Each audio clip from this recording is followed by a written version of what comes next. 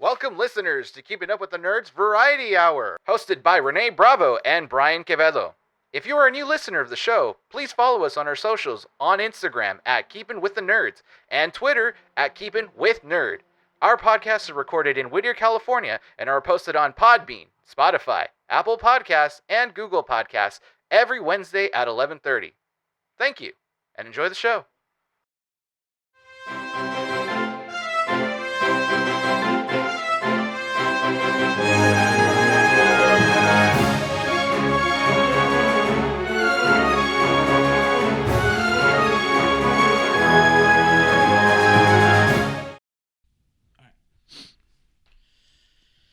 This week, man. What about this week? It's just been kind of meh. It's kind of meh? No, we had a lot of stuff that not happened, but dropped either today, as we were recording today. We got a new episode of Winter Soldier. We have three episodes of Invincible, and then a trailer for Suicide Squad that I didn't know that was going to drop today. I completely forgot about everything that was supposed to happen today on Friday until like today. Yeah. Like I didn't even realize it because, oh my God, man, I don't understand how I live through these like busy weeks. Yeah. I think about it. I'm just like, dude, I can't even think. I can't wait to open up this just can of Rockstar. I know. And just again, you got start. The same one. Oh, so I haven't good. had caffeine at all today. Really? Yeah. I think none. I only had caffeine when I had the Coke Zero. That was it. I didn't have an energy drink. That was it? Yeah, that was it. That was my only caffeine was the Coke Zero. So you know how last week I was saying like, oh, my interest is in like those Jell-O packets with like full on carbs and stuff, just so that way you don't have to eat anything. Okay, I want to revise that. I thought about it hard this week over the like couple minutes that I had, you know, in terms of like mental breaks. Yeah. And I thought about it. Uh-huh. I want to invest in adult baby food. Why do you laugh? Because you want to do the easiest route of getting your nourishments. Because sometimes it's just a waste to just eat. Yeah. You know that YouTuber Moist Critical? Yeah. Charlie? He tweeted something that made me laugh. He was like, sleep is irrelevant or something like that. Let me see if I can find it. But I'm just like, yeah, it kind of is irrelevant. It's funny how much we need the stuff we need in life. Like we need to sleep to order to like actually stay alive. Like that's a crucial thing. We need to sleep to stay alive, which is dumb. I find that really interesting that we need to not do anything and shut our minds off for more than 8 hours or for more than like 5 hours. Dumb. Our bodies are built stupidly. Yeah. We need to be better. Cyborgs, no sleep. That's the thing. Because apparently, like, you know, I've watched a video of like what happens if you don't sleep, or why is sleep so important? Is it the Life Noggin video? I think so. I'm not too sure because they said that like it's our way of our bodies are like recharging, like our cells, and also like our mind is like reconstructing itself essentially during the night. That if you don't do that, you basically will waste away. Yeah, like, your mind will deteriorate as well too. That's why your body forcibly falls asleep as well too, because it's your body telling you like go to bed. You know? So I always find that very interesting. That sleep's a very important thing to stay alive. So is eating. And drinking water. Yeah. And exercise. We rely on a lot of things to stay alive. This body's too complicated. It's not just breathing. That's another thing too. Is like breathing is another thing that we need. We need our bodies automatically. This is getting weird. This podcast, but I'm already into it. Keeping Up with the Nerds analyzes the human body. What can we cut out to make the perfect human? But that's the thing is like breathing is an essential thing as well too. But we're not thinking about breathing half the time. Our mind's already kind of like triggered it to where it's just automatic. If you think about breathing right now, you're please stop breathing. don't get into that. I thought about this a couple of years ago, where it's like, what if you think about how often you breathe? Yeah. And I started to like freak out and be like, okay, I need to breathe. So that doesn't freak me out per se, but it does trick your mind where it's like if you start thinking about breathing, you start monitoring your breathing. You're like, you know, okay, that was one breath. That was 2. And you just kind of get, and then you just get bored of that, and you just kind of just like do it. Just do it again. Yeah. Balancing when you walk or running, like all these different things, man. Oh my God, that's true. Yeah. And then like, see, there's just things that you don't think about. You don't. Really I've forgotten to eat. Mm-hmm. So this isn't something that's like normal to me. Mm-hmm.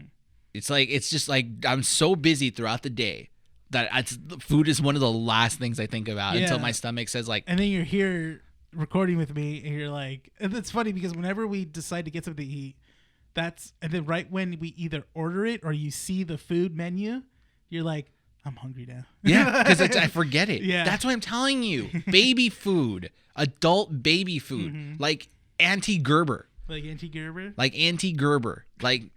Not Gerber. Adult Gerber. Yeah, exactly. That sounds weird. What if we brand our own baby food for adults? For when you forget to eat a meal. Bingo. Like just straight nourishment, pureed food. I'm telling you, it's just down it. That's it. That would be. I feel like to get your full sustenance.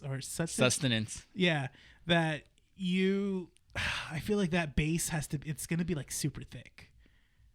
Pureed food? No, but like to put everything that you need, like vitamins, your. Not if you're doing everything organically. Oh, that's true. Like that's the thing. And you can also take supplements as well. That's true. Yeah. Do you take vitamins or no? I think like calcium. Oh, you don't take like those 1-a-day vitamins? No. That has like everything you need? I've tried and it's like I forget. So calcium is something that I definitely need though. Oh yeah? Yeah, but I got to start looking at other ones just because like it probably things that would keep me not caffeine, but like I know there's like certain vitamins and nutrients that like keep you physically awake. Yeah, there's more like often. Isn't that like omega-3 and stuff like that? Something like that. Yeah. We're not healthy, guys. Just yeah, so because we barely know what we need in the day. For us, it's just like a monster. That's you. Me, I just forget. That's true. Until like it happens. I sometimes forget to eat early in the morning. Like if I have to wake up at 8 and I'm just like I have to go somewhere, I'm more worried about okay, I need the energy or I need to be awake. So I'll get the one thing I should never do is just drink an energy drink or coffee on an empty stomach. It's funny to see a lot of people just consume energy drinks as like a normal thing. Like a lot of the YouTubers I follow, I don't know if there's like truth to some joke, but one of the guys named Josh, he's on Mythical Kitchen. He always says like, oh yeah, but before I got here, I'd like chug a Red Bull and like eat candy. And I'm like, really? Is that what you do? And I don't think he's lying. I think that's like legitimately a thing. That's legitimately. That's a legitimate thing. Yeah. So yeah. Are we ready to go forth with the podcast? Because I know we've got a lot. We do. So that's why we're going to start the intro early. 7 minutes in. 7 minutes in. Yeah, usually we're like 12 minutes in. 15 minutes in. No, we've got a lot. It's like you said, it's been a packed day with releases. And there's it's not a lot even to a talk week. about. It's just literally today. Everything. Everything just today that happened today. Let's go so I can open up this can of Rockstar. You're like, I wanted this. Let's go. All right. Hit it. Hello, citizens, and welcome to Keeping Up with the Nerds Variety Hour, coming to you from 12920 Philadelphia Street, Whittier, California. Aiming to be Whittier's #1 podcast of all things nerdy, I'm your host, Rene. And this is Bryan. And welcome to the show, everyone. Issue 41. 41. Wow. Yeah. Just Owen Wilson. Wow. Wow. Yes, Rockstar time. Awesome. I am pumped. I've like I said, I've been excited to come record these like podcasts. Yeah, same here. It's been exciting. It has. And I feel like I need to talk to someone about the things that come out and be like, Rene, let's get excited about this. Do it. Get hyped. Let's go. And we just did our Falcon Winter Soldier video, which might come out next Friday. This Friday when this airs. Thursday is what I'm aiming for. Maybe sooner. Thursday? It just depends. Friday, guys. I'm just kidding. Whatever you can do, I'm always up for it, man. And we just did a skit. I won't say what because I wanted it to be a surprise. A surprise. A surprise, maybe. Oh. That one won't take long, right? No, it'll be a pretty simple edit. All right, cool. So as soon as that one puts up, guys, you'll see. Or maybe it'll be put up before this. Yeah. And, we don't know. So if you guys have not, if you're new to the show or anything like that, we do have socials, Instagram and Twitter. Just look up Keeping Up with the Nerds. We'll be right there. We also have a YouTube channel, 43 subscribers strong. We want to hit that 50 mark, hopefully by the end of the month. And we're over 85 followers on Instagram. We're hitting that 100 mark soon. Yeah, I hope so. Let's go, guys. Let's go. Let people know. Yes. Let people know about us. We love all of you guys. And if you interact with us, we'll shout you out too. Definitely. Because we love you guys. But yeah, so it'll be a pretty packed YouTube week for us. So anything extra you guys want to catch, head on over to that and subscribe and support the channel as well. And our audio platforms too, Podbean specifically too. We ready to jump into this? Yes. So let's get into what trailer dropped today, which is Guardians of the Galaxy. Yes. By James Gunn. No, by James Gunn. But you're not wrong. But no. And I mean that in a good way, guys. It's not bad. It doesn't mean that's not a terrible thing to say. But it was so I was going through like Instagram I was going through Facebook. And next thing you know, I see like posters for the Suicide Squad. Is that how you found out? That's how I found out. I didn't see I wasn't on YouTube. I was doing it was right after I was doing social media stuff for the new video today that you posted. And so I was like kind of just focusing on that, what to write, what to type, what hashtags to use and stuff like that. And I was done and I did it here at the shop and then I was done and then I just kind of was like going through Facebook and I'm like I was like, whoa, these are cool character posters. And it's like, oh yeah, with the new rated R trailer, here are the posters for Suicide Squad. I'm like, wait, what? And I watched it and I was like, oh, and I should have told you something then. Yeah. Because I knew since Thursday. Oh, really? Because James Gunn tweeted it. Oh, he tweeted the character poster. He tweeted the new poster, the retro 80s-ish inspired poster. And then on that, he said, new trailer drops tomorrow. And I'm like, cool. All right. I'm set for it. It was yesterday. You know what? Yesterday, I wasn't on social media a lot. Okay. So I wasn't on Twitter. I was on Instagram. He tweeted it and no one really reported it. That's weird. Yeah. You would think you would have like articles or just like other pages that'd be like James Gunn just excited for it. It's due trailer tomorrow, guys. Keep an eye out. That's weird. Maybe we didn't see it, and maybe people, articles did come out regarding it, but I think it was like just kind of ignored for the time being until it came out today. Yeah, which is cool because even Godzilla versus Kong had more hype in terms of like a release of a trailer. They were like counting down the days. They were like in 2 days, the new trailer for Kong. I mean, what is it? Godzilla versus Kong. I was like, oh crap. Okay, they're hyping this one up. Yeah. But I think because this one is so still far away, it's still in August. It won't come out until August. Probably. We didn't even mention what the movie was called. Suicide Squad. The Suicide, not Suicide Squad. The Suicide Squad. The Suicide Squad. So I don't know if that means basically. I mean, it looks like James Gunn is taking some characters, obviously the 3 major characters, which is Rick Flag, Harley Quinn, and Amanda Waller from the David Ayer Suicide Squad movie and into his movie, which is good, because I liked Rick Flag. I liked that actress that played Amanda Waller. I didn't mind Harley Quinn or Margot Robbie as Harley Quinn. You don't like her-ish, right? Like you're just kind of like not a fan of her. I didn't like the way they did her in Suicide Squad. But was that her first appearance as Harley Quinn? That was her first appearance as Harley Quinn. She's gotten okay. I was on that boat for a bit. Like I understand what you mean, where like Harley Quinn was like okay-ish in that movie. Yeah. Killer Croc was my favorite. Yeah, he could have been better, but he was my favorite in that movie. But I understand because like she didn't necessarily feel comfortable in that Harley Quinn like persona. Yeah. And then she started to venture out into her own things. And she started to develop that kind of, I am Harley Quinn now. Yeah. Like Harley Quinn, The Emancipation of Harley Quinn, The Birds of Prey, whatever it's called. That movie. Oh, man, she's so great in that one. She was good. She was actually the best part of that film. The other parts I didn't really care for, like the other characters per se. Huntress was kind of annoying. What is it? And then the detective lady, I was like, oh, what's the point? What about Ewan McGregor? He was okay, but I liked him. I didn't really. I was like, I liked the direction they were going, but I didn't like how he was just like not smart, or I don't know, because like he was too exaggerated. Yeah, he was too exaggerated, but then at the same time, he didn't feel like Black Mask per se, as of like he holds power to him, and you know how he owns that power. Mm-hmm. This one was just like he knows he has power, but he's being like kind of like a spoiled brat, being a jerk. Yeah, being a jerk with money. He's got all this power, and he doesn't know how to control it. Yeah, I get you. That's the thing. I still like Ewan McGregor as like an actor. No, Ewan McGregor is a great actor. I like him regardless, and I was happy to see. Do you see Ewan or is it Ewan? Ewan? I thought it was Ewan. I've heard McGregor. 3 different pronunciations. Ian I've heard McGregor, Ewan, or what? Owen? Ewan, yeah. Ewan, Owen. Comment down below, guys, or let us know. Someone's gonna be mad. Oh, it's Ewan McGregor. Okay, it's Ewan. It's Ewan Gregor. It's Ewan. Going back to or it's just Obi-Wan Kenobi, guys. Hello there. Hello there.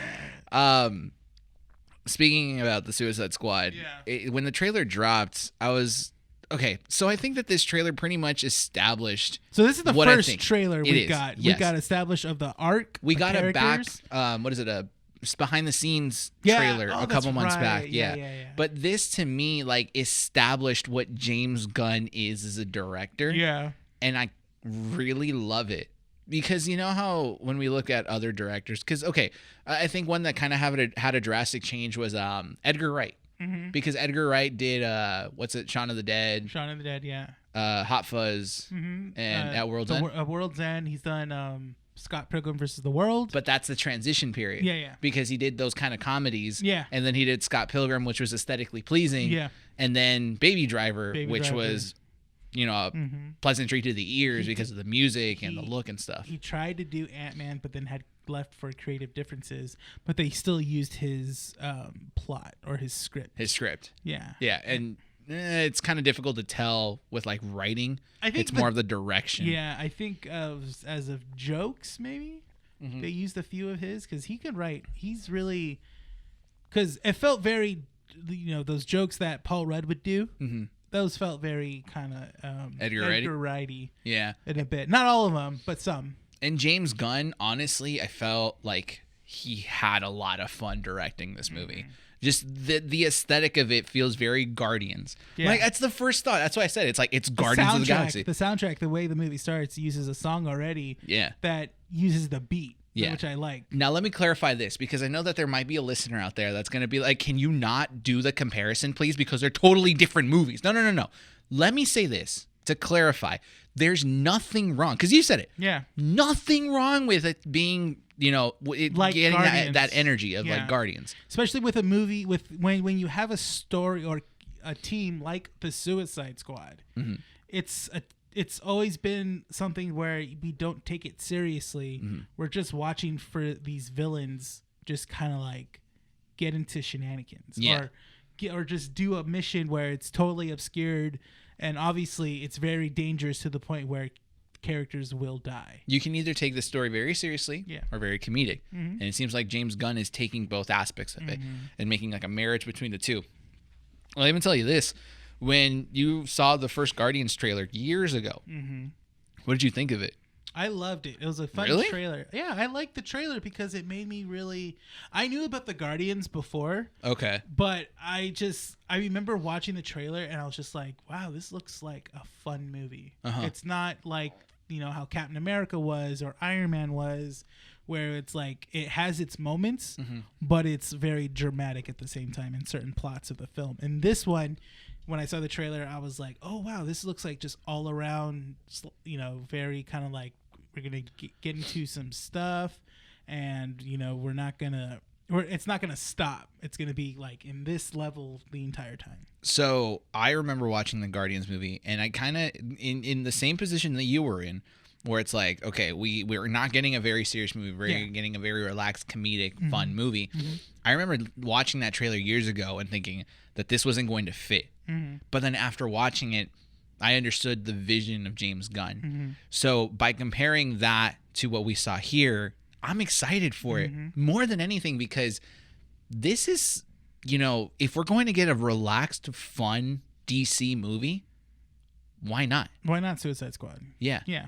It's fantastic. Especially if you have characters like Harley Quinn, you have characters like King Shark, You have characters like, who else? The polka dotted man. Mm-hmm. And it's just like these obscured characters in general.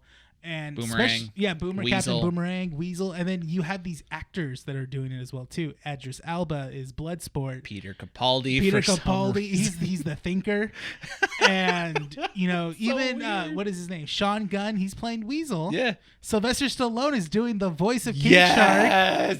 Nathan Fillion is in it. I forgot. Nathan Fillion is in it, and then Taika Waititi supposedly a secret character, I guess he's doing. You and I talked about that. He's possibly going to do Starro. Yeah. Because at the end of this trailer, they showed Starro, and I was like, "What?" And it's funny because they're doing that in a Suicide Squad movie, which is great. Yeah. Like that's the thing is that I think as a nerd wanting Warner Brothers to do something fun for once, seeing this happen is just getting me more excited.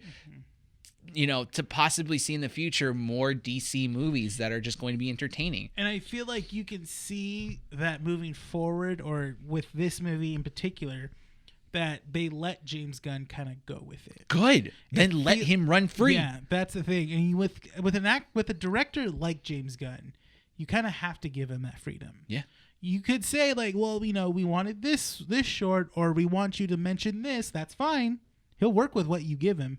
But at the same time, don't limit him. Mm-hmm. Just let him have at it. Mm-hmm. And I think that's how he did in this, because he was really excited. Oh, in that little behind the scenes thing he was trailer? Legitimately excited. He's like, I'm glad I got to pick these characters out, and I get to kill these characters and stuff like that. The way he wants and stuff. Yeah, so I'm really excited. I'm really excited to see some head explosions, because that's gonna happen. Where they like deny it or something. Or something like that. How funny would it be if it was Weasel? Oh, that'd be funny. Who just like Weasel's one of them. Mm-hmm. Who else is in? Oh well, what is it? Oh, John Cena, he's in it. But he's in the trailer a lot longer. Yeah, but it's just funny to see him in it, though. That's the thing. John Cena in a DC movie. James Gunn is very creative, and I have a feeling that there might be a couple little things that he might throw in there that's like pop culture-y. Yeah. So how funny would it be if they kind of like did a John Cena thing? Oh yeah, you can't see me or something like that. Yeah, something just some line or something like that. Yeah, I kind of have a feeling that James Gunn would do something like that. But it just feels so great to just like have fun with this. And I mean, okay, I know we're gonna have people that are saying like, okay, well, what about the Dark Knight movies? The Christopher Nolan ones, those were fun. Yeah, but that atmosphere was completely different.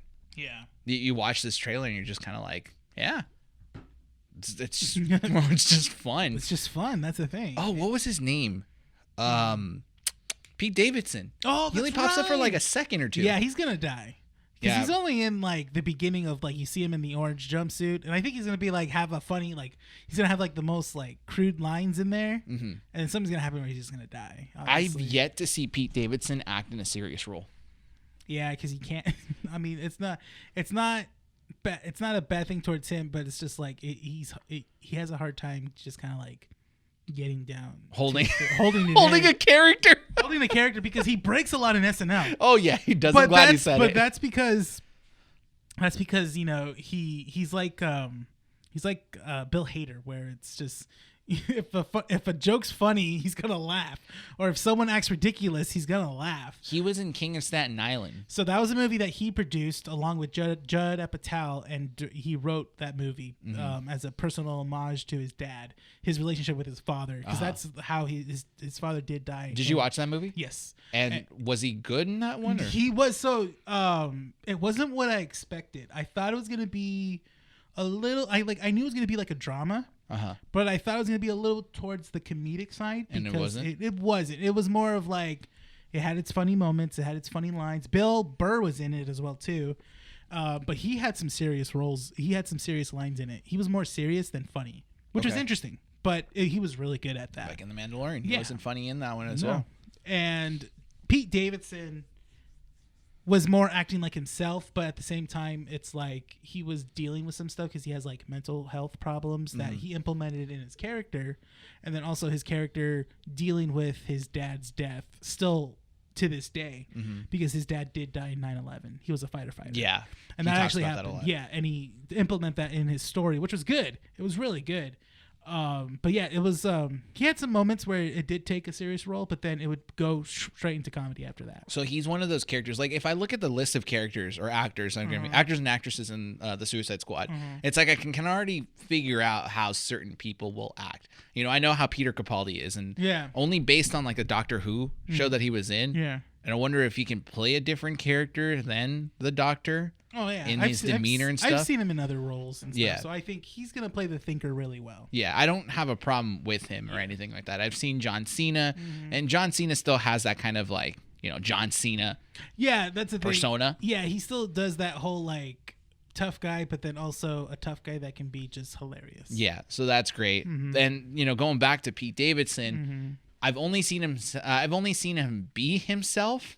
And then his skits on SNL. Yes. That's it. So I really am interested to see how he's going to be in this movie. And I hope he doesn't die too early. Yeah, because the thing is that Pete Davidson is only done like comedic stuff where most of there's one, so like Bill Hader, he does serious roles as well too. He could do a great job doing serious roles.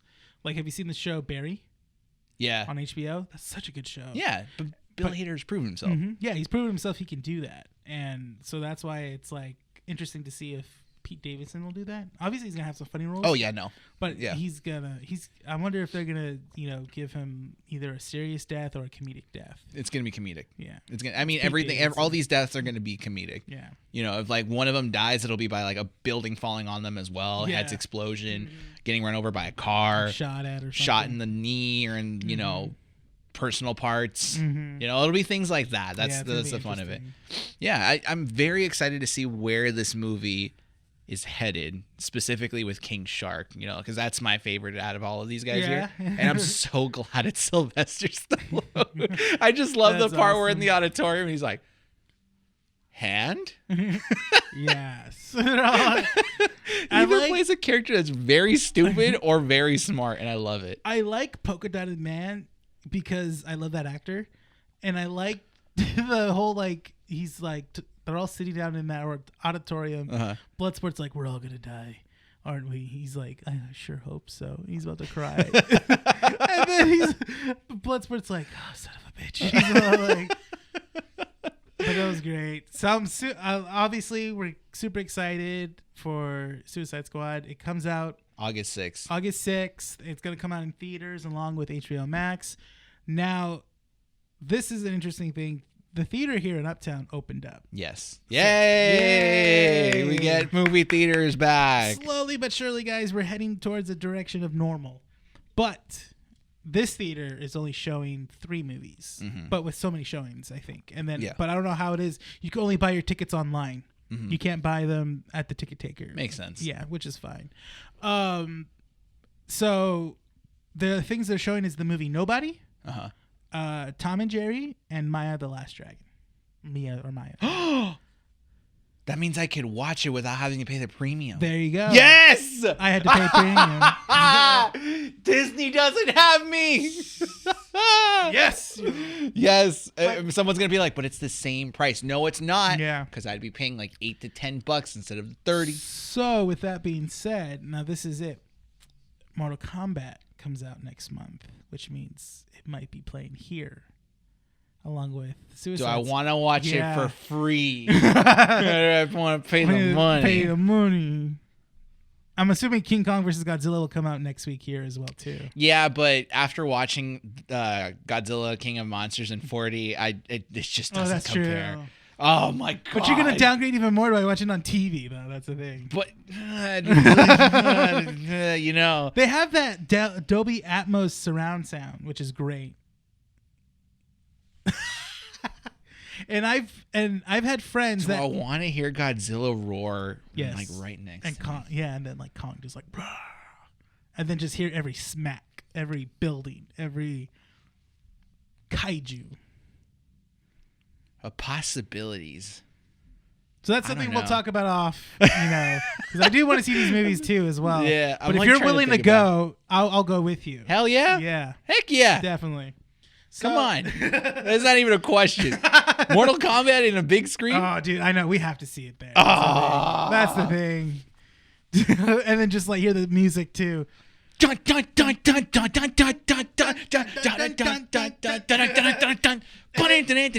freaking love it. Yeah. I'm hyped. I'm hyped now that you said it. So that's the thing that's happening, guys. I'm assuming if you guys are listening to this, that's not in California. There might be some places that are open as well too. But yeah, just to have theaters open here now with these movies coming out, I'm getting a little bit more excited. Yeah. That I have at least the opportunity or the choice to go see it in theaters. Before then, it was like, oh yeah, what is it? Wonder Woman 1984 is coming out. Go see it in theaters. I can't do that. I will be in my living room in my underwear in front of the TV. Watch the new Little Things movie with Jared Leto, Denzel Washington, and Raleigh Malik. Or what's Ralph? Yeah. Nope, can't see that either. I was like, and then there was that Chaos Walking movie with Tom Holland and Daisy Ridley. Go see that in the theaters. Nope. That's not a movie I'm going to see in theaters. Yeah, I mean, I was hoping it would be rental. I'm going to see Maya and the Dragon. Because I ain't paying $30 for that to watch it at home. Did accidentally. I think I said it on the last two podcasts ago. Yeah. Mortal Kombat if it comes out. Mm-hmm. Only at the best sound quality for Godzilla vs Kong. Now that you said it, you gotta do some research. Audio about that. Yeah. I care about audio more. Yeah. That's the thing, because I'm an audio guy. That's why I care about the sound. I do care about the picture. Don't get me wrong. The picture is great, but I need to, be immersed in it. I feel you. Yeah. I feel you. Because these screens over here are not bad. No. They're actually pretty good. They're actually really good. I should say that. No, they are. No, they are. The truth is, it's like, it looks like a small town theater. Yeah. But it's like very good Their quality premier, stuff. the premier theater, which is Theater 1, is their best one. You can tell. Oh, if Godzilla vs Kong is on there, week 1. Are you kidding me? I'd be there right on the spot. We got to find out. I think we have to look online and see the tickets on sale for that one. Get me in there. Get me in there. I'm ready. So, with that being said, we are excited for the Suicide Squad movie. DC, again, has taken a hold of us. DC's on a roll with this stuff because the Snyder Cut came out. And exciting we talked about for that it. last week. There's the gray, the Justice League Gray. Yes. Which just came out, so it's all black and white. All black and white. I don't want to sit through it, but I'll watch portions of it. I'll maybe watch it. I have a friend that wants to watch it. Just put it up on the store. I was like, I'll probably go to his house and watch it in black and white. We'd watch it black and white. Put it on the store. Well, I don't know. Maybe. I will. Depends. That's the thing. He wants to see it together. Oh, I see. Yeah, so I'm like, okay, just cool. put it up there so people can see it. Oh, what movie is that? It's Justice League, the Snyder Cut. I've had so many people now that when that movie came out last week, I was throwing it on on Saturday, the day after we recorded and everything, and then I had so many people just come in and be like, "Is that the Snyder Cut?" I'm like thinking in my head, "Yeah, because I'm gonna play the worst version of Justice League here at the store." No, it's the studio cut. Yeah. Yeah, I'm willingly watching that terrible movie now. No, but Warner Brothers is, they're on a roll with a lot of these movies, thankfully. Mm-hmm. And, going back on the topic of the last podcast that we were talking about, you mentioned Justice League Mortal, which was a concept that existed years ago before the Dark Knight trilogy. So it was along the same lines of when we talked about also on that last week's episode with Nick Valero here on the show. He mentioned... Thank you, Nick, for popping in, by the way. Yes. If you're listening to this issue. Really good. It was a pleasure to have you on the show. We talked about Superman Lives, and then we talked about the documentary Death of Superman Lives. Nick mentioned the movie Justice League Mortal. Mm-hmm. And I thought that was an interesting thing that we talked about because you actually didn't know anything about it, right? No, I didn't. Yeah, which is fine because it was coming out along the same time as the Nolan movies. So that was the thing, because you showed me a video by, what is it, the Canned something? Yeah, Canned Goods or something like that. Mm-hmm. Yeah. So it's a channel on YouTube where they talk about different movies and stuff that have got been scrapped. But they were on the brink of coming out as of okay, we have the studio put money into it. Studios hired actors. They did this script, and then they also did, as far as costumes as well too. Production was basically all set it was right then and there ready. Yeah. And then boom, the studio canned it. It's such a weird I'm not going to say it's a weird thing because if you look at pretty much how studios go forth with a lot of their production, this stuff happens. It does. It's not like it's an unnatural thing. Yeah. And I feel like the natural kind of, response to a lot of audiences is more like, well, why didn't this happen? No. It's funny because Warner Brothers seems to be the one that does it. They have no a little faith. bit more. Yeah. Where they came up with these ideas for DC films. Before the Snyder, before Man of Steel, before the Nolan movies and stuff like that. They had these ideas of like, okay, we own all these characters. Let's do something with it. Mm-hmm. In the video, he mentioned a Flash and Wonder Woman solo movie first. Mm-hmm. Those got canned. And they're going to do I think they were supposed to be doing a Green Lantern movie, again, canned. But then they did what they did. They did Superman Returns because they did, and then Batman. They were focusing on those ones because those were the big money makers. Everyone knew about this. Obviously, everyone knows about Batman. Everyone knows about Superman. But they wanted to do a Justice League movie to kind of just like, let's capitalize on this because Justice League is a very well-known team. Everyone knows about Justice League. If you're not a comic book person, if you were a kid with Saturday morning cartoons, you knew about the Justice League. You knew about the Justice League, yeah. Because that's the most well-known superhero movie before Avengers came out. Mm-hmm. That Justice League was like, oh yeah, that's Batman, Superman. Born in the 90s, The Adventures of Superman. Yes. Batman animated. Yes. Batman and Robin. Mm-hmm. And Justice League, which was really good. Yeah. Really good series. So Warner Brothers wanted to do it where it was basically a movie where they come together. Mm-hmm. They weren't a team yet, but they come together because of the main threat. And they had the script down.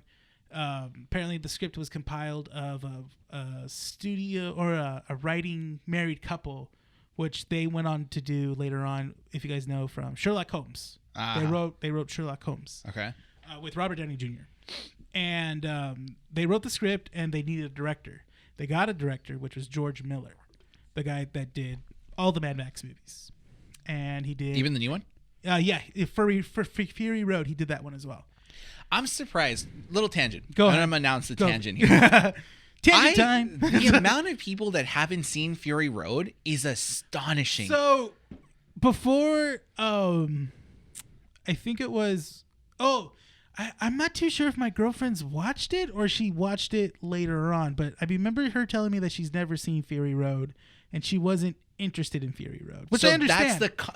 So that's the response I always get. I'm actually getting very excited. I got goosebumps talking about Fury Road because Fury Road, it's like I understand the response of people saying like it's not like the original Mad Max movies. It wasn't filmed that well, so on and so forth. But if you take it as a standalone Mad Max movie, my God, is it beautiful. It is. It's so fantastic to watch. It's one of those movies where, you don't have to know anything, which is great. You just know that Mad Max has been through a lot. Yeah. That's all you need to know. That's it. Yeah. It's just like, okay. My thing, if we have any listeners that have not seen Fury Road, go watch it. Mm-hmm. If you are a fan of aesthetically good cinematography and great directing, because that movie is just beautiful to watch. Yes. I think it's not that violent or gory. It's violent, but it's not that gory. It's not gory. No, it's not bloody. There's a couple scenes in there that are just like... It's anything more off-putting. Yeah. When you're watching like... what's his name? The villain. I forget his name, but I know who it is. I forgot. I know. Immortal Joe. There it is. Immortal Joe. Just the way he lives his life and basically has a control over everyone. It's very unsettling. My fiance hasn't seen Fury Road. Now I kind of want to show her. Yeah, show her before this podcast comes out. Because she's gonna be listening. No, well, she'll know. She'll listen to this and then she'll be like, yeah, okay. But I don't know if she's seen it. I feel like she hasn't. I think that's how I feel about my girlfriend. Is like I think she's seen it, but I don't think she has. But it's like it's a very pleasing movie. It was a movie basically where like you had to see it that year when it came out. Everyone was almost seeing it that year. It was weird because I think I saw that movie like 3 times. Let me backtrack on that. Okay. Because you're right. Yeah. When that movie came out, everyone saw that movie. Yeah. And then as the years progressed, the people that didn't see the movie were became more. Yeah. They're like, yeah, I haven't seen it, and you're just like. But this was like a hype. This is great. It took control of like the pop culture for a bit. That's like saying like you've never seen a Dark Knight. Like you've never seen the Dark Knight when it first came out with Joker. No. No, because that movie made over $1 billion. Okay, so the Dark Knight trilogy, everyone has seen it. No, there's some people that haven't seen it. Those don't exist. In terms of Mad Max, it's like the small audience of people that went to go watch it. And this movie made millions, you know. So it's not a small audience per se. But I only see the small audience. Just seen it over and over again. Yeah. It's the same people showing up every other day. Same group of people. All right, same time next week? Yeah, let's go. All right. But it's like, I feel like it was a small group of people that just spoke about it so loudly and so proudly. Yeah. And then as the years progress, the people that have never seen it are just kind of like, I've just never seen it. Yeah. Like, what the heck? It's just weird. I just know it's like a bald Charlize Theron is in there. There's like desert and oil cars on the face. And that's it. I always love when they do that whole aerosol can thing on their mouth before they die. Enter Valhalla, chrome and shiny. I love it. Okay. We tangent. Oh my god, that was so bad. We're 40 minutes in. Are you serious? Yeah. This does not feel like a 40-minute podcast. No, it doesn't. So that's the thing. And I hope the listeners are the same way as well. They're like, damn, I've been listening to you guys for 40 minutes. Well, last week was an hour 45. Oh, that's right. Yeah, it didn't so it's feel probably like that. No. Anyways, Justice League Mortal. So basically, the studio wanted to do a Justice League movie that contained of these Justice League members: Batman, Superman, Flash, Wonder Woman, Martian Manhunter, John Stewart, Green Lantern, and Aquaman. And in this version, Aquaman has his hand cut off, just like how he did in Justice League Unlimited. But his hand was made out of water, which I find really interesting. And that was the thing. And then they cast Adrian Brody from the OC as Flash. He was going to be Barry Allen. Who was going to be Batman? It was Anton Yelchin. Thank you. I couldn't say those two words together. Anton Yelchin. Anton Yelchin as Wally West was going to be Wally West, which is like, oh, that's so cool. I love it. Was it who is the guy from Social Network that played the twins? Oh, Arnie Hammer. Armie Hammer? Okay. Arnie Hammer? Arnie Hammer was going to play Batman, and he was going to, and then someone else was going to play, then an Australian actress was going to be Wonder Woman. Common was going to be Martian Manhunter. No, sorry. Common was going to be Green Lantern John Stewart. My God. What is going on with me? I don't know. You couldn't even say that right. I couldn't say that right. I'm going to take it. All right. Point being is that they had a full cast. Of 8 actors. Yeah. Great director. Great writing. They had the costumes. They had Jay Baruchel was going to be. You're Maxwell still on the Lord. actors? Yeah, because the actors that they chose baffled me. That's the thing, and. Give a summry of the plot, because at this point we're going to spend like 20 minutes talking about this. So the plot was going to be, if you guys seen Justice League Doom or heard or read the story of Justice League Tower of Babylon. So the one thing I mentioned last week that I was made fun of. Yeah, you laugh. I did. No, I'm offended because you know what? The moment they mentioned the plot, I was like, yeah, this is like basically it has elements of Justice League Doom. Mm-hmm. And you know what? I was made fun of and said, oh, this is probably the only one he's watched. Yeah, shut up. Because it's freaking fantastic. It is. No, it's really good. That's like one of my favorite Justice League animated movies. So the plot was basically Batman has a brother eye that's hovering over Earth. And it's constantly checking up on the superheroes every single hour and stuff, where they're at, where their GPS location is, and displays their powers, their secret identity, where they're at, and also their weaknesses. Mm-hmm. That would be displayed in the movie. So we go into basically Flash's the first one to be seen by Brother Eye and stuff like that. And then next thing you know, we have Superman, then we have Green Lantern and stuff like that. So what happened is basically Brother Eye gets hacked by someone, Maxwell Lord, which is he's hacked it from Batman's computer, because Batman's the only one that has access to Brother Eye and is the only one that knows about this satellite. No other superheroes know about it. Just Batman. Mind you, again, the Justice League is not the Justice League yet. They're just superheroes that know each other. Mm-hmm. They have yet to be in a team. Basically, something happens to Martian Manhunter where he's continuously on fire, cannot be put out. Wonder Woman and Flash are the first ones on scene to stop it. Next thing you know, Superman comes on, tries to figure out what's going on, goes to Aquaman. Aquaman says, I don't know anything what you're talking about, but let's see what's going on. Goes back to, I think it's like, oh, it's supposed to be Wonder Woman's like apartment or something like that. Yeah. And comes back, sees what's happening to Martian Manhunter. Next thing you know, Aquaman gets injected by like a android insect with something and now has the fear of water. So point being, every Justice League or every superhero that's in there gets their weaknesses on them. Yes, basically their weaknesses are constantly being like tested or shown in this movie. And it's basically Justice League Doom, the whole storyline. It's basically it. Yeah, and it leads up to a point where it's like, what'd you say? Who was the main villain? Maxwell Lord, which was the guy from Wonder Woman 1984. Yeah, but that's him. That's that character. If he you guys used don't know. something. He used what was the nanotechnology? Oh yeah, the nanotechnology to make the Omax. The Omax, that's what it is. If you guys don't know what Omax are, it's like basically it's a, again, super soldier kind of thing where, you know, your body just becomes like this armor and stuff like that. And you can just under mind control and stuff. You're like a super soldier right then and there. To make it easier and kind of give it like a better explanation of the plot so we don't like spend 20 minutes talking about it, I'll put the video in the description if you're on the YouTube.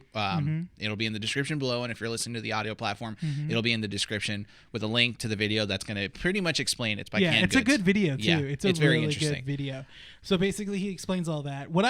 So the reason why I want to talk about it is because you don't know about it. You didn't know about it. And I wanted to see your take on that, on a movie that basically was right there on the brink of being made. And Warner Brothers just like, bam. So I'm going to split this up into two parts, okay? Yeah. So one, when I look at this movie and saw the concept of what it could have been, would I have been excited? Yes. At the time I would have. Nowadays, no, because I want to see it develop. Until I see it being developed again, my excitement won't be there, if that makes any sense. Yeah. Yeah, okay. So, oh my gosh. The freaking caffeine's getting to me. Yeah. Or the carbonation on this. Excuse me, hang on. Oh, man, sorry. Oh my God, it's not leaving. It's like this like girdling. Yeah. Okay, so I would have been excited at the time to see this movie. Yeah. I completely understand, though, why it got canned. Because in that video, they explain that it was overshadowed by the Dark Knight movies, which were coming out at the time. It's supposed to come out in July of 2008. Yeah. That's the thing. And Dark Knight came out in July of 2008. Yeah. So I understand why. You know, most studios that release these things want to see success. They want these movies to bring them in money. And what was the movie that came out before The Dark Knight? Superman Returns?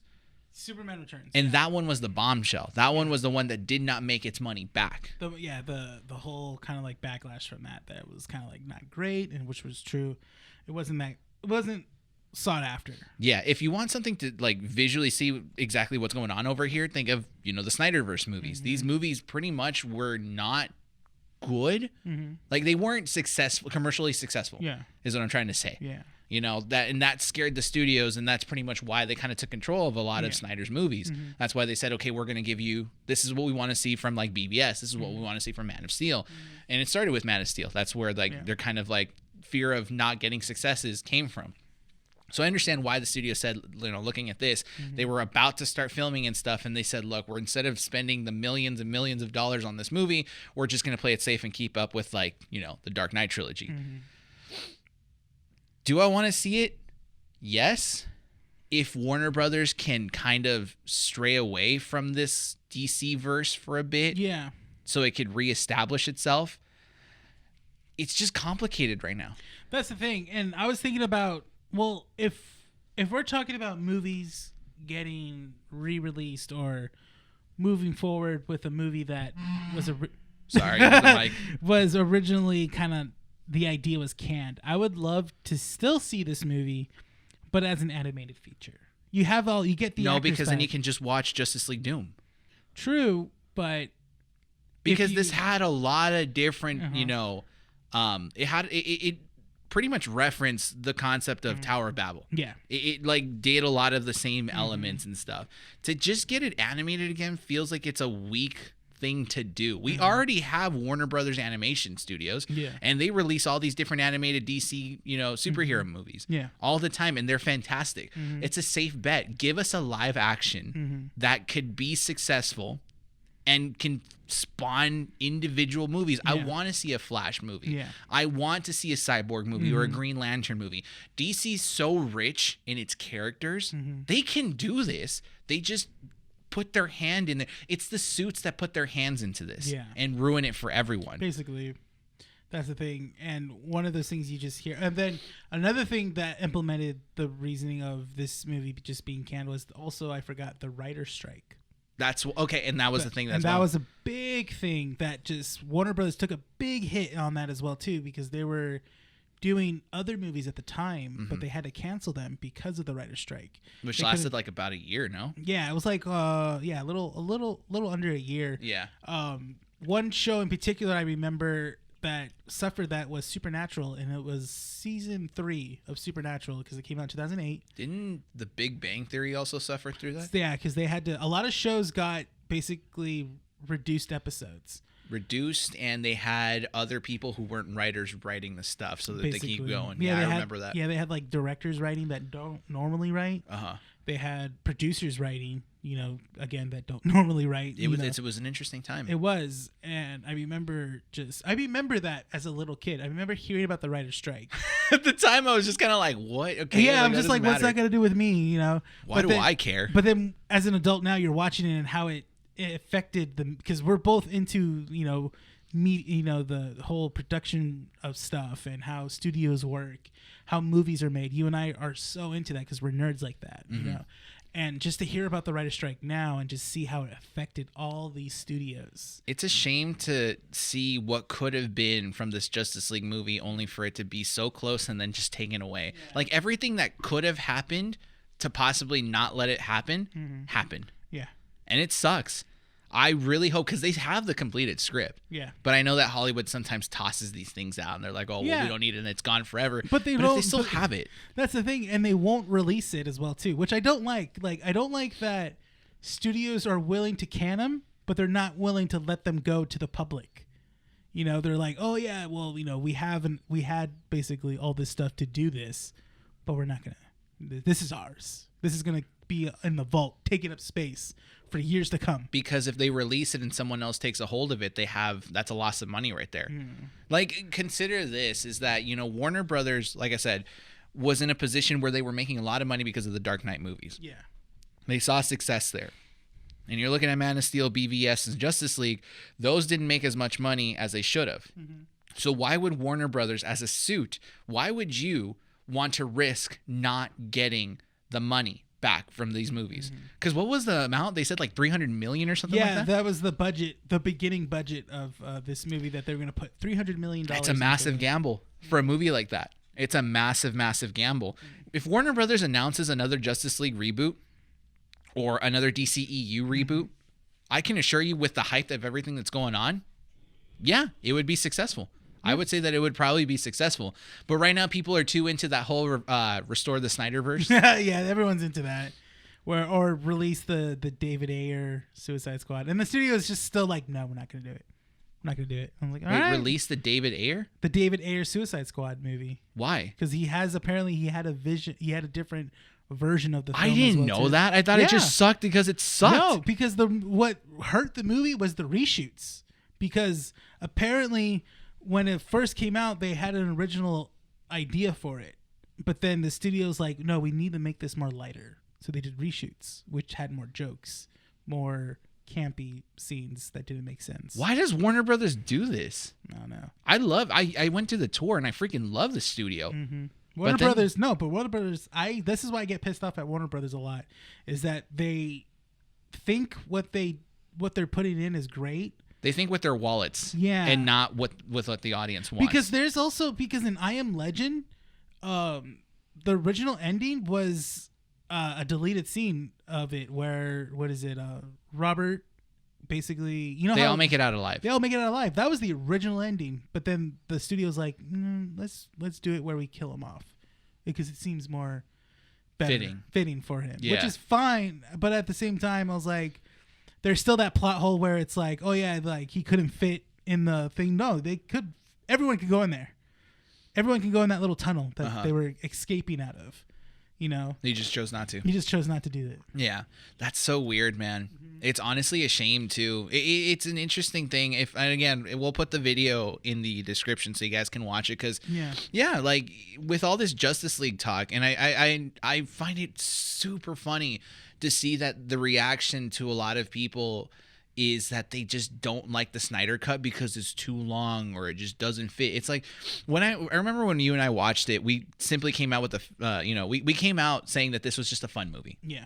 And I think that that's what Warner Brothers needs to see, is that if it can just release fun movies, it can make its budget. It doesn't need to compete with Marvel. I know it wants to compete with Marvel Studios and Disney. And I think that's the mentality of Warner Brothers. Yeah, but they're too far ahead. Yeah. Listen to its fan base and release these movies, and it'll make, it'll make money. Yeah. It'll make money. That's the thing with the Snyder Cut. Again, we go a little bit onto the Snyder Cut. The Snyder Cut set it up a lot of movies: Cyborg, Flash, Aquaman, Martian Manhunter, another Justice League sequel as well too. Obviously, we probably was gonna get another Superman movie out of here as well too, and then the Batman movie. You know, so many things were ready in the original version of Justice League. It just doesn't make sense anymore, though. Yeah, but then now you have these other DC movies that they're still trying to put out, but they don't have the basis for it now. Like Flash keeps getting pushed back so much and gets rewritten a lot. That's the thing. From what I've heard, actors are leaving, keep leaving. Like what's his name? Billy Crudup, the guy that played the Barry's father, left, and now they're having the guy that was in Office Space is now playing Barry's dad in the new Flash. Movie. Yeah, in the new Flash movie. But see, like, here's the confusing thing about Warner Brothers, and I understand because last week we said it's interesting that you can keep doing this because DC is known for its massive multiverse, so it can get away with this, right? But when we think about potentially giving the audience a new Justice League universe, you have Ezra Miller from Snyderverse having his own movie, but then you have Robert Pattinson's The Batman with Matt Reeves directing it. Yeah, and then if you think about the Wonder Woman 1984 movie, it was trying so hard to not be part of the Snyderverse. Which sucked because it took away, because it was already ingrained in the Snyderverse. Yeah. And then take that away, it just didn't seem right. It didn't make sense if you were trying to connect Wonder Woman with the Snyderverse. The whole like, oh yeah, she's been gone for so many years, but then in 1984 she was around. So let me propose an idea. Yeah. I want Disney to hire me, Marvel Studios to hire me, but you know what? Let's put out my resume for Warner Brothers Studios so they can listen to this, okay? How do you fix the Justice League universe that you want to set up? Cool. With the Ezra Miller Flash movie, you introduce, we got the introduction to the Speed Force in this one. Oh, so good. But in this one, we introduce the multiverse. He has access to going into different universes that exist because he uses the Speed Force, right? Okay. What's his name is going to be in there as Batman? Oh, Ben Affleck? No. What? Well, he's in there, right? Oh, Michael Keaton. Right? Michael Keaton. So this means that Batman is canon here, right? Okay. So what if we get Robert Pattinson Batman to pop up there, and Robert Pattinson's Batman is in a different universe that then can spawn other different heroes? It's a lot going on. And that way we can get a Justice League movie out of him because Robert Pattinson is playing a younger Batman. Yes. So wouldn't it fit? It would, actually. That's the thing. That's actually not a bad idea. That makes sense. Started off with Ezra Miller, the Flash. Yeah. Move on to Robert Pattinson's Batman, and then just set up a Justice League universe there. You're like, problem solved, Warner Brothers. That's it. That's all you need. Yeah, basically. It's just so much. It angers me that there's a lot of possibilities for this, and just say no. That's the thing. Yeah, there was. Oh, God. See, and that's what I think also hurts Warner Brothers a lot by releasing the Snyder Cut. Was just now we're shown the potential of what could have been. They're showing the potential of the people they hire and how badly they keep messing up by putting their hands into stuff that they shouldn't. That's the thing. And then also a quick little note, Warner Brothers told Zack Snyder not to shoot additional footage. Don't shoot additional footage. But he did that anyways. The at least the scenes that I'm aware of are the ending scene, which is the nightmare scene. In the nightmare world with Batman and Joker, and then also with Bruce Wayne and Martian Manhunter, because that's what Ben Affleck looks like. He's kind of like he's lost the weight. He toned down a bit. Yeah. But it was still good to see. It was still cool to see him come back as Bruce Wayne and just do those scenes. Oh, man, what could have been with Ben Affleck Batman? I know. Robert Pattinson Batman, though. Let's see how that one goes. You got some big shoes to fill, buddy. Matt Reeves is phenomenal. And I really hope that Warner Brothers does not put its hands inside the Batman movie and just let him do whatever he wants in this one. I forgot Matt Reeves did the first Cloverfield movie. Did he really? He did it. Yeah, he did the first Cloverfield movie. I forgot how good that was, too. I rewatched that. I was like, ooh. Yeah. And he did the Planet of the Apes. What if I take over Warner Brothers? Should I start working for Warner Brothers? Take over. Right? And just, if you do, you got to get me in there as well, too. We'll do the Hollywood thing where we just cutthroat and just implement me as as part of an executive, and we're just let's. All right, guys, we're gonna get rid of all you executives, and we're gonna put Rene only in here. But he's doing the 12-man job. Rene's got it. Don't even worry about it. And then I go boom. Ben Affleck, Batman movie, a go. Justice League Immortal, get everyone back, a go. We're gonna redo. What's a Warner Bros. Movie that I just I would just love to redo. Oh no, Christopher Nolan, you're out of here. No more. Nolan, no, right? Just take your production company and go. I wonder what they do with Christopher Nolan. Oh, they probably just have a shrine of him, and just him, and just they open this little vanity, and just there's a picture with candles and posters of their accomplishments. Dark Knight, because he's Dark Knight Rises, Inception. Because he's the only one that I feel is respected there amongst everyone else, right? Yeah. And it's just weird. Yeah, it is. It's so weird. I feel like his movies now are just I still haven't seen Tenet, but I know it's going to be available on HBO Max. Oh, buddy, tell me how you think. Tell me what you think when you watch that one. Sorry. But I'll definitely watch that on HBO Max for sure.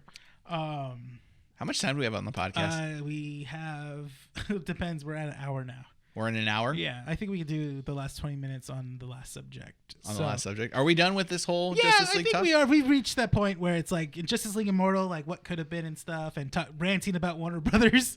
It's just as good.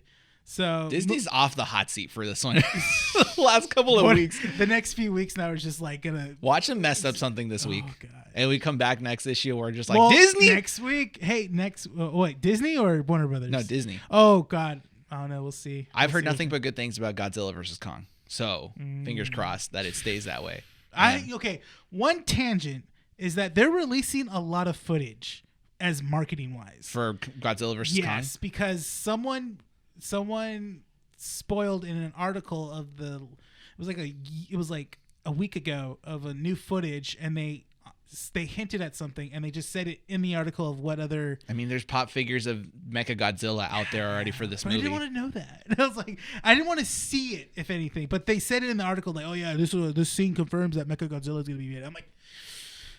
I mean, Matt Pat already kind of ruined it too. That's true. By if you guys don't know, Matt Pat, the game theorist, he pretty much came out with a video that said oh yeah, the Godzilla that Kong fights in this one, it's Mechagodzilla. It's Mechagodzilla. Yeah. That's why he's acting all irrational. I'm like, thanks. Okay. I mean, obviously, yeah. But if you didn't mention it, then my brain wouldn't have put two and two together. But thanks, man. I don't think this is really Godzilla, guys. I don't think it's him. It comes out Wednesday, right? Oh, so the next issue would be about that. Yeah, so that's what our next issue will be, guys. We're gonna talk about King Kong versus Godzilla. Either I am on the next issue or I'm not, because I'm too disappointed. We'll have to get our friend back in here. Just Nick, you're on. Nick, if you're listening, have your schedule open on Friday. On this Friday coming out. All right, so we've got something really great, something that could have been. Yeah. Now another, going back on the positive side, Amazon Studios released Invincible. Which shocked me that they released. I was expecting either 1 or 2, but they decided to be generous and give us 3. 3 in one day, which is great, and they're all an hour long. Yeah, now, that's another thing.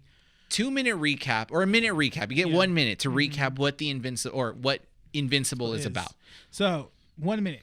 Invincible is a story about a young man that has a superhero father, which is basically he's like Superman.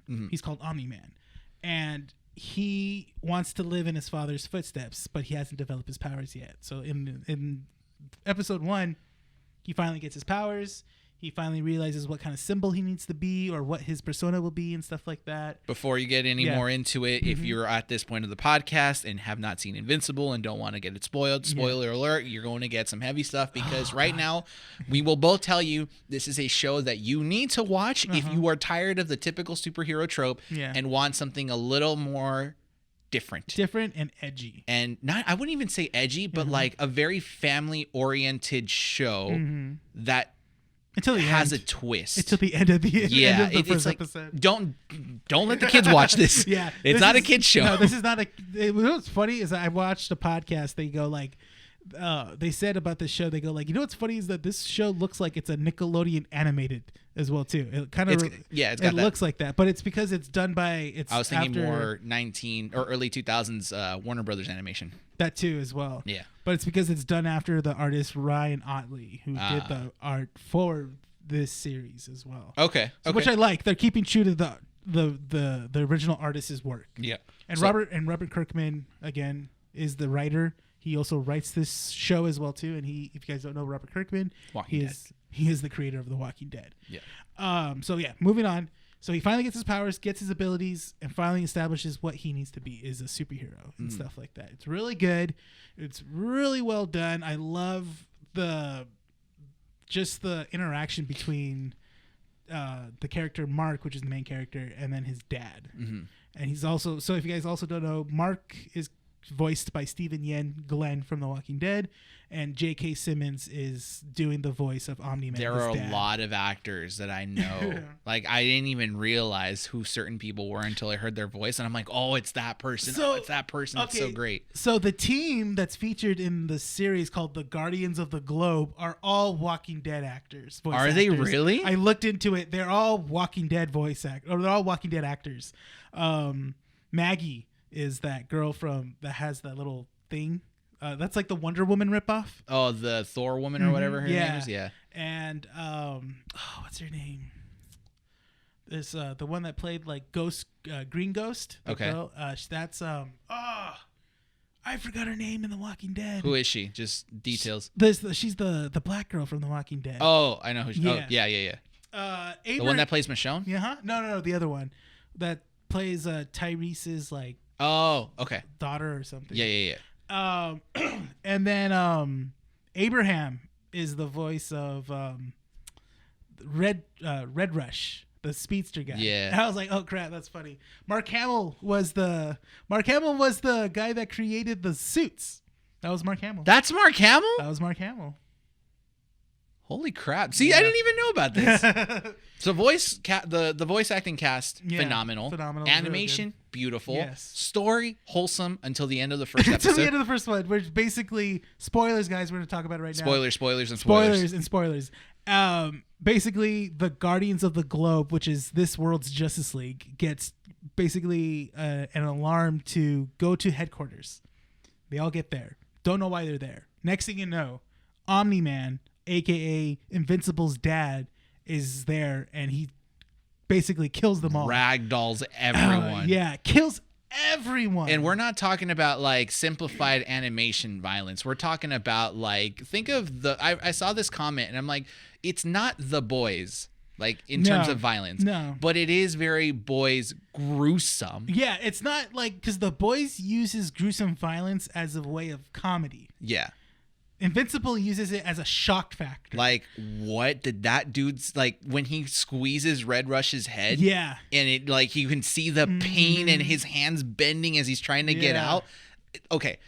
So, it starts out wholesome. Yes. Because it's a father son relationship trying to manifest itself with him realizing that he wants to become just like his dad. Yeah. Then the dad goes berserk and kills everyone off in just the most grotesque way possible. You get this impression that the dad is like Superman. He's just like very, like you said, wholesome, family oriented, wants the best for his kid and stuff like and that. all of that out the window. Yeah, because he just kills the Guardians of the Globe. And the way he kills, was it Darkwing, where he grabs him by the leg and smacks him on the floor and smacks him again until his arm is limp and his brains and guts come out from the top of his head. Green Ghost, a fist through the face, and then like crazy. moves him over to the water. What really got to me was that she held Darkwing and she looks up and says, "Oh no," like she knows her fate. Yeah. And that's what really got to me. It was like, oh crap. So I've never felt so much emotion in 10 minutes with the show than I did with this one, because it did such a fantastic job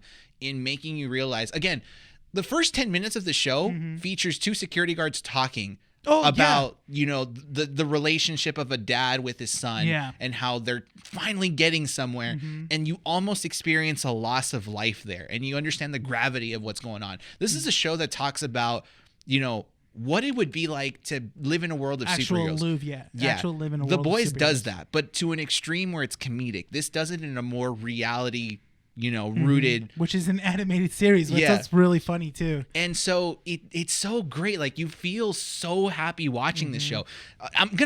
We're recommending this, like, right off the bat. If you can't tell from our tones, this is like, get in there and freaking watch it. It makes you feel so comfortable all the way up until, you know, the first 3 credits are rolled, and then you get, okay, we're building, you know, character development of the Guardians of the Globe. Guardians of the Globe, we're seeing all their personal lives. Yeah. All the Green Ghost is a photographer, and she's got a life. Red Rush is on a date, and he's trying to live his life. You know, he can't save the world, but he's trying to, like the Flash. Darkwing is like the Batman. Yeah, but not as, you know, not as cool as the Batman. That's true. Yeah. And then like the Martian Manhunter ripoff was, you know, basically, you know, trying to keep. He was taking care of a kid. He was taking care of it like an orphan. Yeah. She was really sweet. That's another thing too. The girl that plays the Wonder Woman ripoff is like a game dev, and she's still like for the people kind of thing. Like her argument was like, oh, you're releasing this patch because to make money where it should have been for the people, like for free, which is great. And then bam. Everyone dies in a span of like 3 minutes. Dying one by one too. It's like, what the hell? When I was at work, I almost cried. I was like, I was holding back tears because I was like, you're scared. Yeah, and I'm like, oh my. It hurt to watch Red Rush experience the pain, and for that long, because usually animation, you know, whenever they show a death like that, it doesn't hold it in for that long. But you saw his like nose bleed and his like eye about to pop out. I'm sorry, Andy, if you're listening to this. Like, oh my god! And like it shows the gravity of what's going on. So when you're watching it again, Omni-Man is not saying anything. No, he's not even giving them, because they're constantly asking why. Why are you doing this? How are you doing this? You know, what made you want to do this? And he's just not answering. He's just basically just like, I gotta focus on which one to get.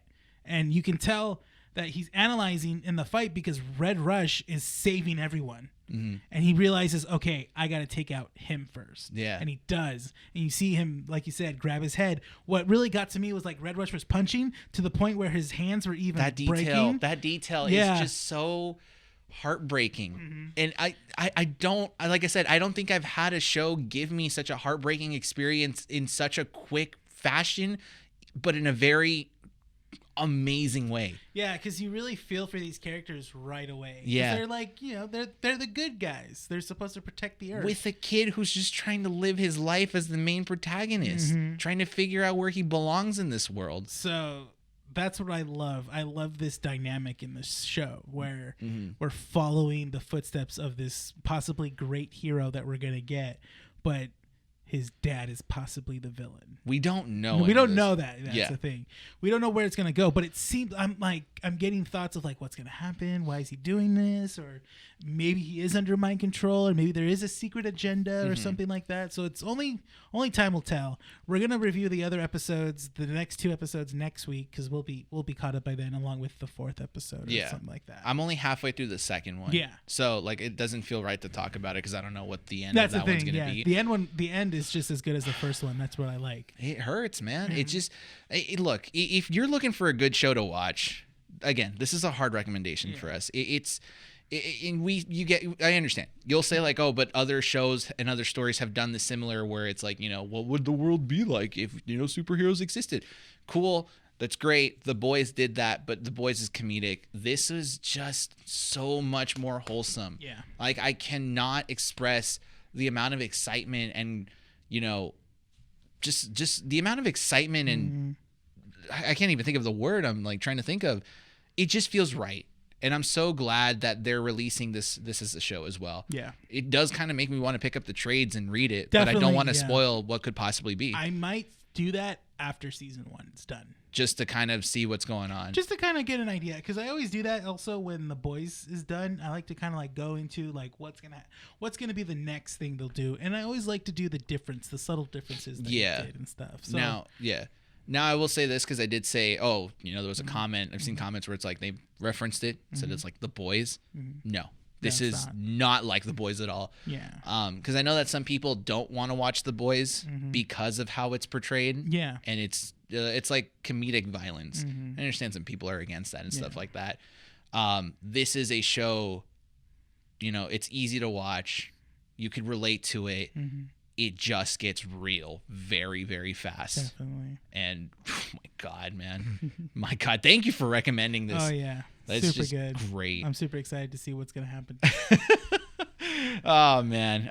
Anything else? No, that's pretty much it. Wow. How long is it? An hour 20? 25? Hour and 15. So Hour just 15? under. So we didn't even make it to the 20-minute mark on this conversation. But it's so Wow. good. That's the thing. If we talked about if we watched all the episodes, I think we would have more time. Well, there's a lot to watch next week. Yeah. Godzilla versus Kong. Yes. We got to finish the other 2 episodes of or I got to finish. You're already done with like 2. You need one more. I need to watch one more. Yeah, I'll watch it tonight. Yeah. And then obviously next week will be also so Falcon Winter Soldier. Falcon Winter Soldier, but that's a video, so we're good there. So. Oh, we forgot to mention that Black Widow finally got a quote-unquote release date. That comes out July?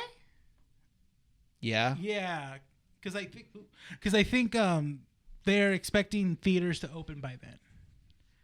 Quote unquote. I mean, the one right here just opened. So That's true, but it's just so bizarre to like see Disney constantly be like, "Yeah, it's coming out this day, guys." Sorry. It's been a long day, It's been a Rene. long day. Sorry, guys. But it's also doing the premiere access as well too. I even if I wanted to watch it, I refuse to pay the $30. I'm gonna go to a theaters and do it. Yeah. I'm not doing it. I am set on that fact. I don't care if people call me out and be like, "You're spending the same amount of money." I don't give a crap. Yeah. I'm not gonna do that because if I'm paying $30 to watch it in the comfort of my own home, I'd much rather pay however much money, the $8 or $10 per ticket to go watch it in a theater where I can sit in a chair in front of a screen with better audio. Yep. Because I ain't spending $120 on a sound system in an I ain't apartment. doing it. I'm not doing it. So, but it's finally getting a release date, which is good. That's good. We're finally get to see it. Gosh. Knock on wood, because they've said it the last like 3 times and it still hasn't come out. So yeah. All right. So before we close out this issue, just a reminder, guys, you can catch us on all audio platforms: Spotify, Google Podcasts, Podbean, and Apple Podcasts. Every Wednesdays at 11:30. Yeah. Follow us on our socials. Just look up Keeping Up with the Nerds on Instagram and Twitter. Renee does a fantastic job of updating the Instagram and letting you guys know when new content comes out. We'll be posting stories. We have a TikTok as well. Yes. Keeping Up with the Nerds as well. Follow us on there. We're working on some stuff, but given with everything that we're doing for the YouTube channel, it's a little difficult. We're kind of focusing on the YouTube channel right now because we want to bump those numbers up. Yes. And yeah, YouTube. Follow us. Keeping Up with the Nerds. Videos coming out every week until Falcon and the Winter Soldier stops releasing episodes, which probably is within the next like month and a half to 2 months. Yeah, there might be a short break because there's a 6-episode series with Loki coming out with in Loki. like June. Yeah, so there'll be like maybe a month break. Yeah, but we'll work on stuff there. So give us a follow over there, subscribe, like, and share everything. Let people know what you think about this, and let us know what you guys think as well. Yeah. Comment on our posts. Let us know what you think about each podcast or all the different, videos that we post up on YouTube. Comment on our socials and let us know what you guys want to see us talk about. Mm-hmm. It's, we love to interact with you guys, and we have, and, we'll shout you guys out in the show as well. Renee's dead tired. I'm sorry. It's been a long day. Long day. Even the caffeine probably didn't help us out. It like got me going, and then just now it's like, oh, okay, you're done. Yeah, all right. So let's go ahead and wrap this up, Renee. Are we ready to wrap this up?